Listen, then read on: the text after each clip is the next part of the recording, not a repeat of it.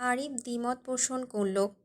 বলল, কুদ্দুস এই বাড়িতে দীর্ঘদিন ধরে কাজ করছে।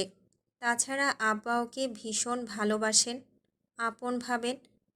আব্বা কুদ্দুস ব্যতীত কারোর সেবা নেন না। তাই আমি তোদের সাথে সহমত পোষণ করতে পারলাম না, আর এটা আমি হতেও দেব না।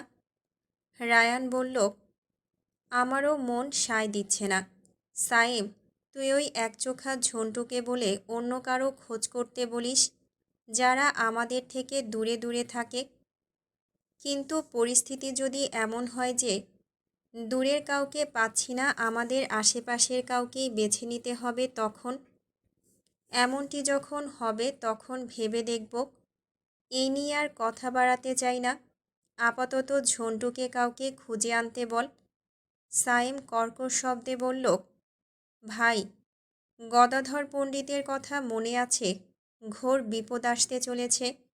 তাই আমাদের কিন্তু পূর্বের নিয়ম মেনেই চলতে হবে, কোনো ভুল করলে চলবে না। আহ, বললাম তো, এই নিয়ে পরে কথা বলবো। আর আমার সব মনে আছে, বলল রায়ান। আজ অষ্টম দিনে পড়েছে, সুফিয়ান ফেরেনি। সুফিয়ান না থাকায় পুরো আলিমনগরটা যেন থ হয়ে আছে বলে মনে হয় ফারদিনার কাছে। ধীরে ধীরে গ্রামটি মানবশূন্য হয়ে যাচ্ছে। সেটি থেকে এক ধরনের নিস্তব্ধতা। সুফিয়ান না থাকায় তার মনে হচ্ছে পুরো গ্রাম নয়, দুনিয়াটাই নিস্তব্ধ। গতকাল আদিপ অনেক করে জানতে চেয়েছে ফারদিনা কাউকে ভালোবাসে কিনা। ফারদিনা তখন সাহস করে বলেই দিয়েছে, আমি সুফিয়ানকে ভালোবাসি। ফারদিনা ভেবেছে সুফিয়ানের কথা শুনে আদিপ উত্তেজিত হয়ে রেগে যাবে, তার উপর প্রচণ্ড চেঁচামেচি করবে। কিন্তু এমন কিছুই হয়নি। আদিপ ফারদিনার মুখে এমনটি শোনার পর বেশ কিছুক্ষণ চুপ করে থেকেছিল। এরপর ফারদিনা জিজ্ঞেস করেছিল, ভাইয়া, চুপ করে কেন আছো? আমি কি ভুল কাউকে আমার জীবনের জন্য বেছে নিয়েছি? আদিপ স্বাভাবিকভাবে হেসে বলেছিল, তোর পছন্দ কখনো ভুল হতে পারে না। আমি সুফিয়ান এবং আব্বার সাথে কথা বলবো। ফারদিনা আনন্দে আত্মহারা হয়ে আদিপকে জড়িয়ে ধরেছিল। ফারদিনা হাঁটতে হাঁটতে ভাবছে সুফিয়ানের কথা। তার পাশেই ঝিলমিল। তারা যাচ্ছে সুফিয়ানের বাড়ি। যদি কোনোভাবে জানা যায় সুফিয়ান কোথায় গেছে, তাহলে ফারদিনাও সেখানে যাবে। গতকাল রাতে তারা দুজন মিলে নিশ্চিত করেছে, আজ রশিদকে ভুলিয়ে ভালিয়ে ঘরের বাইরে বের হয়েছে ফারদিনা। কথায় আছে, মন থেকে চাইলে আর চেষ্টা করলে সবই সম্ভব। আজ ফারদিনা ঘর থেকে বের হতে পেরে এটাই ভাবছে, সে পেরেছে ঘর থেকে বের হতে। অতএব কেউ চাইলেই যা কিছু করতে পারে, কিন্তু তা সবসময় সফল হয় না বলেও স্বীকার করছে। সরু পথের দুই ধারে ধানের ক্ষেত। ধান পেকে হলদে ভাব এসেছে। ধান ক্ষেতের মধ্যে কাকতাড়ুয়া। ফারদিনা কাকতাড়ুয়ার দিকে তাকিয়ে নিঃশব্দে হাসল। হঠাৎ তার ঠোঁটের ফাঁকে হাসি আসার রহস্য বুঝতে পারল না। ভেতরে জমা একরাশ কষ্ট আর ব্যথা। গতকাল 7 দিন পেরিয়ে আজ 8 দিন সুফিয়ানকে সে দেখছে না। কোথায় যেতে পারে তা নিয়ে দিনরাত ভাবছে। কোনো বিপদ হলো কিনা ভাবছে। যেতে যেতে দেখল দূর থেকে এক লোক ফারদিনার দিকেই কালো চাদরের আড়াল থেকে তাকিয়ে আছে। ফারদিনা সরাসরি না তাকিয়ে আড়াআড়িভাবে দেখল। হ্যাঁ, সে নিশ্চিত তাকেই দেখছে। ফারদিনা হঠাৎ করে দাঁড়িয়ে পড়ল। ঝিলমিলকে বলল, দেখ, ওই লোকটা আমাদের দিকেই দেখছে। ঝিলমিল ফারদিনার ইশারা অনুযায়ী তাকালো। এক বৃদ্ধা লোক আতঙ্ক দৃষ্টি নিয়ে তাকিয়ে আছে ফারদিনার দিকেই। ঝিলমিল লোকটিকে ভালো করে দেখে বলল, উনি তো মজিদ মিয়া। মজিদ মিয়াটা আবার কে? উনি সেই যার খাজনা বরাবরই বকেয়া থাকে। ওনার মাথায় সমস্যা আছে লোকে কয়। তুই চল, তোর কাজ সার। সর্দার দেরি হইলে বকবেন। ফারদিনা ঝিলমিলের কথা অনুযায়ী মজিদ মিয়ার বিষয় অগ্রাহ্য করে সুফিয়ানের বাড়ির উদ্দেশ্যে চলে যায়। বাড়ি ফাঁকা। উঠোনে কিছু খড় পড়ে আছে, রাঙার খাদ্য। সুফিয়ানের ঘরটি তালাবদ্ধ। ফারদিনা বলল, চল, তালা ভেঙে ঘরের ভেতরে প্রবেশ করি, যদি কিছু পাই। কারো অনুমতি ছাড়া তার ঘরে যাওন উচিত না, আর সেইখানে তুই তালা ভাইঙা ঢুকবি? না বাপু, আমি পারুম না। নাটক কম কর মুচমুচি, যা বলছি তাই কর। যা তো, ভারী কিছু একটা নিয়ে আয়। ঝিলমিল বাধ্য হলো, কোমরে হাত দিয়ে ফারদিনার দিকে তাকালো। সে ঠোঁট চোখ এক করে বোঝালো, যা বলেছি দয়া করে কর। ঝিলমিল চারপাশে ভারী কিছু খোঁজার দৃষ্টিতে তাকালে একটা ইটের খণ্ড পেল। সেটি দিয়ে তালার উপর আঘাত করতে লাগলো, কিন্তু তালা খুলছে না। ঝিলমিল কিছুক্ষণ চেষ্টা করার পর ফারদিনা নিল ইটের খণ্ডটি। সে তালা ভাঙতে শুরু করতেই পেছন থেকে একটা কণ্ঠস্বর ভেসে আসলো, ঘরে ঢুকে লাভ নাই। সুফিয়ানের কোনো জিনিস ঘরে নাই, সে আর ফিরব না। বলেই রহস্যময় এক হাসি দিল। হাসির শব্দে ফারদিনা বিরক্ত হয়ে পেছন ঘুরে তাকালো। লোকটা মজিদ মিয়া। আপনি কিভাবে জানলেন? আমি সব জানি, সে আর ফিরব না। ফারদিনার হাত থেকে ইটের খণ্ডটি পড়ে গিয়ে মৃদু আওয়াজ তুলল। হঠাৎ যেন তার শিরদাঁড়া সোজা হয়ে গেল। ঝিলমিল বলল, আমি তোরে আগেই কইছিলাম, সুফিয়ান আর ফিরব না, হইল তখন, আর তার অপেক্ষায় থাইকা লাভ নাই। ফারদিনা মজিদ মিয়ার সম্মুখীন হল। নির্বিকার কণ্ঠে বলল, আপনি জানেন সুফিয়ান কোথায় গেছে? জানি, কিন্তু কমু না। বলেই আবার হাসল মজিদ মিয়া। ফারদিনা অনুরোধমূলক কণ্ঠে বলল, দয়া করে বলুন, আমি জানতে চাই সে কোথায়। যদি সে আমার সাথে প্রতারণা করেই থাকে, তবে তার কাছে আমি জানতে চাইব, আমাকে মিথ্যা আশ্বাস দেওয়ার কারণ কী ছিল। আমি তাকে একটাবার জিজ্ঞেস করতে চাই, বলুন দয়া করে। ফারদিনার ভেজা কণ্ঠে মজিদ মিয়ার মন শীতল হলো। সে ফিসফিসিয়ে বলল, আমি বলমু, কিন্তু আমার কথা কাউরে কইতে পারবা না। আচ্ছা, কাউকে বলবো না। সুফিয়ান গেছে তার গ্রাম সিন্ধুতলিতে। কোন পথ দিয়ে আমরা যেতে পারি? নদীপথে যাওন যায়, নদীপথ ছাড়াও যাওন যায়। বলেই মজিদ মিয়া চলে যায়। পাগলের মতো আচরণ করছিল সে। ফারদিনা ঝিলমিলকে বলল, চল, আজকে আমরা সিন্ধুতলি গ্রামে যাব। সুফিয়ান আসলে কী কাজে এখানে এসেছে, আমাকেই কেন মিথ্যা বলেছে, এর শেষ তো দেখতেই হবে। ঝিলমিল রাজি হলো না, বলল, আমরা দুইজন মেয়ে হইয়া এত দূরের পথে কেমনে যামু? বিপদ হইতে পারে। কিচ্ছু হবে না। তুই যদি সত্যি আমাকে বন্ধু ভেবে থাকিস, তবে আজ এবং এক্ষুনি চল। ঝিলমিল ভাবছে, কঠিন ভাবনা। ওর চাহনি বলে দিচ্ছে ও মোটেই যেতে রাজি নয়, কিন্তু ফারদিনার জন্য যেতেই হবে। বলল, আচ্ছা চল, কিন্তু শুধু আমরা দুইজন না, সাথে আজমাত্রে লইয়া লই। তোর ভাইয়েরা কোনো ঝামেলা করলে সব দোষ ওর ঘাড়ে চাপামো। যা করার তাড়াতাড়ি কর। দুপুরের রোদ এখন একটু নরম হয়ে এসেছে। আকাশ জুড়ে হালকা ছায়া, মেঘ নয়, যেন সোনালি ধুলোর মতো উষ্ণ আলো। নদীর ঘাটে নৌকাটা আগে থেকেই বাঁধা ছিল, একটাই নৌকা। কাঠের শরীরে যুগের ছাপ, তবুও শক্তপোক্ত। ফারদিনা সবার আগে এসে পাটাতনের উপর দাঁড়িয়ে নদীর দিকে তাকালো। অথই জলের বুক জুড়ে ক্ষীণ ঢেউ, দুটোর শাপলা ভাসছে দূরে, নীরব স্থির। মনে হলো এই জল যেন সব জানে। সুফিয়ান কোথায় আছে, কোন বাতাসে তার নাম ভেসে এসেছে। আজমাত উঠল কিছুটা তাড়াহুড়ো করে, হাতে ছোট্ট ব্যাগ। চলো, সময় নষ্ট করা ঠিক হবে না। তার গলায় উদ্বেগ স্পষ্ট। ঝিলমিল পেছন থেকে নৌকায় উঠতে উঠতে বলল, সিন্ধুতলি গ্রামে নদীর ওই পার দিয়া গেলে পথ ছোট, কিন্তু জলের স্রোত আইজ একটু বেশি। সাবধানে যাও মাঝি। নৌকাওয়ালা রামুটে হাসি হেসে দাঁড়িয়েছিল। ভয় পায়েন না, এই নদীর পথ আমার হাতের তালুর মতো চিনি। তার কথায় আশ্বাস পেলেও ফারদিনার বুকের ভয় কমল না।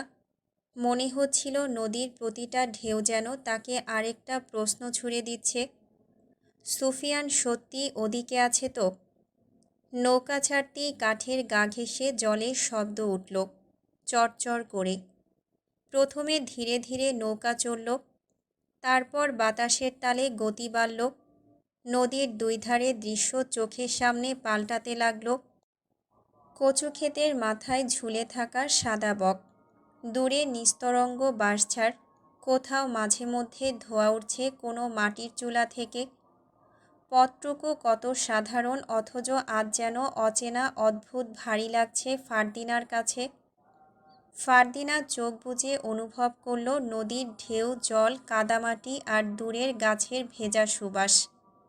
মনে পড়ল সুফিয়ানের পাশে বসা দিনগুলো, তার হাসি। আবার নদীর মতোই বয়ে এলো এক চাপা আতঙ্ক। এতদিনে সে ফিরল না কেন? ফারদিনার চোখে জল। ঝিলমিল আলতো করে তার কাঁধে হাত রাখল। কিছুই হইব না ফারদিনা, সিন্ধুতুলির মানুষ ভালো, শুনছিলাম। যদি ওইখানে থাকে কেউ না কেউ নিশ্চয়ই দেখছে, তার খোঁজ পামু। আজমা তো বলল আমরা তাকে খুঁজে পাব। ঝিলমিল বলল গ্রামটা অনেকটা দূর, আজ এমনিতেও ফেরা হইব বইলা মনে হয় না। না জানি সর্দার আমাগো না পাইয়া কি করে। নৌকা তখন নদীর মাঝ বরাবর পৌঁছে গেছে। স্রোত আরও চঞ্চল, ঢেউ একটু বড়। নৌকাওয়ালা দাঁড় পেতে দিক সামলাচ্ছে। আকাশজোড়া চিল ঘুরছে, তাদের ডানার ছায়া কখনো জলের গা ছুঁয়ে যাচ্ছে। দূরে পশ্চিম দিগন্তে আলো রং বদলাতে শুরু করেছে। হলুদ থেকে সোনালি, তারপর কমলা। কুয়াশা নেমে যাবে। যাত্রাপথে সবাই চুপচাপ, শুধু বাতাসে শো শো শব্দ আর দাঁড়ের তাল ঠোকাঠুকি। তবুও নৌকার নীরবতা যেন এক ধরনের প্রতিজ্ঞার মতো। যাই হোক, যাই সামনে অপেক্ষা করে থাকুক, আজ তারা থামবে না। ফারদিনা থামবে না, অন্যরা যাই করুক। দীর্ঘ সময়ের পর তারা সিন্ধুতলি গ্রামের সন্ধান পেল যেন। দূর থেকে সিন্ধুতলি গ্রামের প্রথম চারাগাছের রেখা যখন দিগন্তে ফুটে উঠল, ফারদিনার বুকটা হঠাৎ ধুক ধুক করে উঠল। অজানা গ্রামের দিকে ভেসে যাওয়া এই পথ হয়তো ঠিকই নদীপথে তাকে সুফিয়ানের কাছে নিয়ে যাবে। নৌকা এগিয়ে চলল স্রোতের বুক চিরে। আশার শঙ্কা দুটোকে সঙ্গী করে ফারদিনা মাঝিকে জিজ্ঞেস করল, মাঝি, ওই তো একটা গ্রাম দেখা যাচ্ছে, ওটাই বুঝি সিন্ধুতলি? হুম, তবে আমাদের ঘুইরা যাইতে হইব, আরও কিছুক্ষণ সময় লাগব।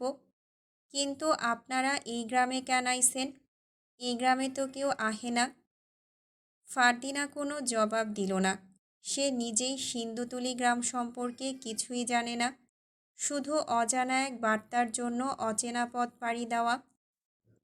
অতঃপর তারা পৌঁছে যায় সিন্ধুতলি গ্রামে।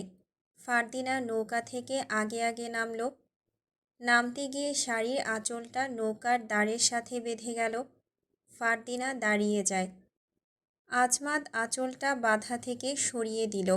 এরপর সে নামল। ঝিলমিল বলল, কোথাও যাওয়ার আগে পেছন থেকে বাধা পড়লে অমঙ্গল হয়।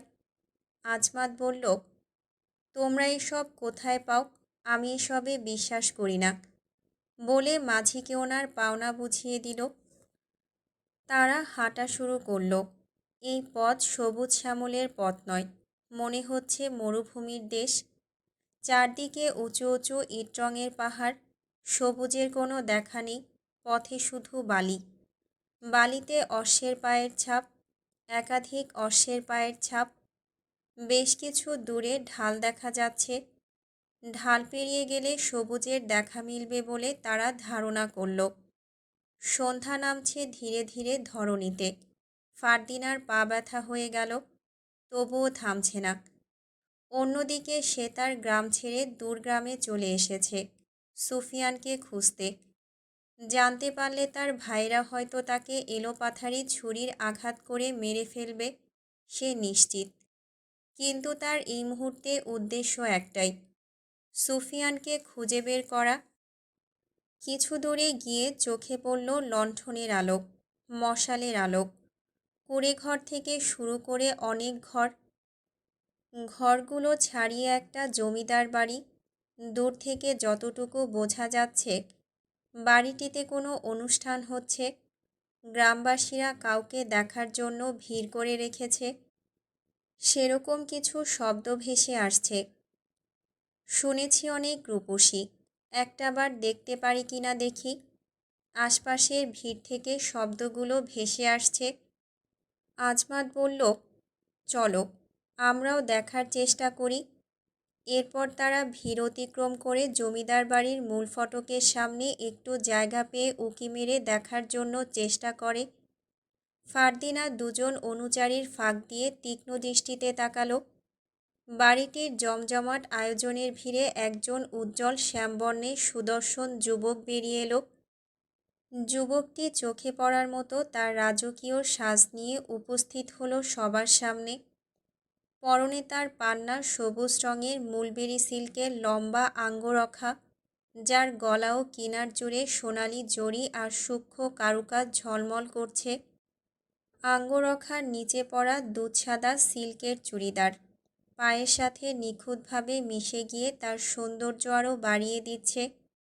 ডান কাঁধে রয়েছে একই রঙের দোপাট্টা, যার সোনালি বর্ডার আলোয় পড়ে চিকচিক করে উঠেছে। মাথায় বাঁধা গেরুয়া পাগড়ির সামনে ছোট্ট রত্নখচিত পিন। লাল পাথরের সেই ঝিলিক তার সৌরভ ছড়ানো উপস্থিতিকে আরও রাজকীয় করে তুলল। গলায় মুক্ত পান্নার মিশ্রণে তৈরি ভারী রাজমালা, হাতে সোনার খোদাই করা বালা, আর আঙুলে বড় সবুজ পাথরের আংটি তার আভিজাত্যেরই পরিচয় দিচ্ছে যেন। পায়ে নাগরা জুতো, যার সোনালি নকশা উৎসবের আলোয় ঝিকমিক করছে। পুরো সাজে সে যেন জমিদারি ঐশ্বর্যের এক জীবন্ত প্রতিচ্ছবি। এত এত ভিড়েও যাকে একবার দেখলে দ্বিতীয়বার আর কেউ চোখ ফেরাতে চাইছে না। ফারদিনা যুবকটির মুখটি পরিষ্কারভাবে দেখার আগেই একজন অনুচারী এসে তার ফাঁকা জায়গাটা দখল করে নিল। একজনের ধাক্কায় ফারদিনা সরে গেল একপাশে। আজমাত তাকে হাত ধরে আগের জায়গায় নিয়ে আসলো। এরপর কোনোভাবে উকিঝুঁকি মেরে দেখার চেষ্টা করতেই যুবকটিকে দেখতে পেল। তাদের সামনে রাজকীয়ভাবে উপস্থিত সুফিয়ান। সুফিয়ান ধীর পায়ে সামনে আসার পর তার সামনে দাসীদের ভিড় থেকে বেরিয়ে এলো এক সুন্দরী নারী, যার সৌন্দর্যে যেন গোটা বাড়িটা ঝলমলিয়ে উঠছে। তার আচরণে প্রকাশ পায় সেও একজন জমিদার কন্যা। সুফিয়ান তার দিকে হাত বাড়িয়ে দিলে সেও তার হাতে হাত রেখে বলল, এতদিন পর তোমার আসার সময় হলো বুঝি? পাশ থেকে একজন বলল, হয়তো তার উদ্দেশ্য সফল। সুফিয়ান রাখাল নয়, একজন জমিদার। সত্যটা চোখের সামনে উদ্ঘাটিত হওয়ার ঠিক সেই মুহূর্তে ফারদিনার শরীরটা থমকে যায়। তার দুটি চোখ বিস্ময়ে বড় হয়ে উঠল, যেন অচেনা কাউকে প্রথমবার দেখছে। চোখের মণি কেঁপে ওঠে দপদপ করে। দৃষ্টিটা ধীরে ধীরে নিস্পন্দ আর কঠিন হয়ে গেল। চোখের পলকের ফাঁকে জমে ওঠা আর্দ্রতা প্রথমে বাষ্পের মতো, পরে চিকচিক জলের দাগে পরিণত হলো। সে চোখ সরাতে চাইল, কিন্তু পারছে না। চাহনি যেন আটকে যাচ্ছে অবিশ্বাসের গিঁটে। ঠোঁট দুটো কেঁপে উঠছে, যেন কিছু বলতে চাইছে, কিন্তু শব্দ বের হচ্ছে না। ঠোঁটের কোণে এক অদ্ভুত শক্ত হয়ে থাকা দাগ, যেখানে রাগ, ব্যথা আর হতবম্বতা একসঙ্গে মিলেমিশে জমাট বাঁধছে। ফারদিনার বুকটা ধীরে ধীরে ওঠানামা করছে, শ্বাস ভারী হয়ে আসছে। মনে হয় যেন বুকের ভেতরটা কেউ মুঠি করে চেপে ধরেছে। হৃদযন্ত্রের প্রতিটা ধকধক স্পষ্ট অনুভব করতে পারছে সে। একটা ধাক্কা, তারপর আরও এক ধাক্কা, সবটাই তীব্র আঘাতের মতো লাগছে। দুটো হাত অজান্তেই মুঠো হয়ে যায়। পাতলা আঙুলগুলো কাঁপতে থাকে ক্ষুদ্র কম্পনে। খেয়াল করলে দেখা যাবে তার কাঁধ সামান্য ঝুঁকে গেছে, যেন ভেতরকার আঘাতটাকে সামলে রাখার চেষ্টা করছে। ফার্দিনার চোখের জল জোর করে আটকে রাখতে পারল না। জল বেয়ে গাল ভিজে গলায় নেমে গেছে। মনের ভেতর তখন গভীর এক ঝড়। বিশ্বাসভঙ্গের যন্ত্রণা, নিজেকে বোকা ভাবার তীব্র লজ্জা, আর হঠাৎ দূরত্ব তৈরি হওয়ার হিমশীতল শূন্যতা। তার মুখে কোনো চিৎকার নেই, রাগের উচ্ছ্বাসও নেই, কিন্তু চোখের নীরব কষ্টটাই সবচেয়ে ভয়ঙ্কর।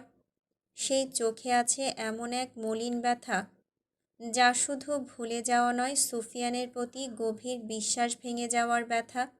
সুফিয়ান তাকে ঠকিয়েছে, তাকে একদম ভেঙে চুরমার করে দিয়েছে। ঝিলমিল এবং আজমাত নিজেদের মধ্যে চোখের আলাপে আতঙ্ক প্রকাশ করে কথা বলল। তারাও রীতিমতো নির্বাক হয়ে গেল। ঝিলমিল ফার্দিনাকে নিয়ে ভিড় থেকে বেরিয়ে নীরব শূন্য স্থানে চলে গেল। সেখানে শুধু বালু। বালুর উপর ফার্দিনা বসে পড়ে হাউমাউ করে কাঁদতে শুরু করল। তার কান্নার শব্দ আজ প্রকৃতি শুনছে, সুফিয়ান শুনছে না। ঝিলমিল সান্ত্বনা দিয়ে বলল, আগেই কইছিলাম তারে বিশ্বাস করিস না। আজ বুঝলি তো, যা হওয়ার হইছে। অহন কান্দিস না, চল ফিরা যাই।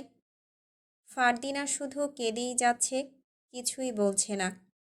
আজমাত ফার্দিনার সামনে হাঁটু গেড়ে বসে বলল, আমিও সুফিয়ানের আসল রূপ দেখে অবাক হয়ে যাচ্ছি, কিন্তু এখানে কি হচ্ছে কিছুই আমরা জানি না। দাঁড়াও, আমি একজনকে জিজ্ঞেস করছি। বলেই দাঁড়ালো সে। কাকে জিজ্ঞেস করবে ভেবে আশেপাশে তাকাতেই একজন বৃদ্ধা মহিলাকে পেল। এদিকেই আসছে। আজমাত তাকে জিজ্ঞেস করছে, আচ্ছা চাচি, এখানে কিসের উৎসব হচ্ছে? আজমাত ভুলে উৎসব বলে ফেলল অনুষ্ঠানকে। বৃদ্ধা কাঁপা কাঁপা গলায় বলল, উৎসব না, উৎসব না, বিয়া হইতাছে, বিয়ার অনুষ্ঠান।